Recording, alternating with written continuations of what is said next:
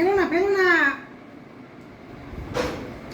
Happy mother's day to you. কাটতে দেয় কি সুন্দর। হ্যাঁ এদিকে ছিল, এই জন্য আমি বললাম যে বেশি খেতে হবে না, বেশি খেতে হবে না। বকা দিচ্ছে তোমাকে, খেতে দিচ্ছে না। বেশি কথা বলতে হবে। হ্যাঁ এটা খাও, এটা খাচ্ছ তুমি কেন? একটু আর খেতে হবে না, ওগুলো খেতে হবে না, একটাই টুকরা দিয়েছি তো। ওইটুকু খেয়ে না, ওইটুকু হ্যাঁ বাসুদেব দে। এইটুকু খার এইটুকু। ওটা খেয়ে নাও, ওটা রাখছো। ওটাই তো খাচ্ছে, তুমি তো বেশি খেতে হবে। পেট ভরে না তো। দেবে?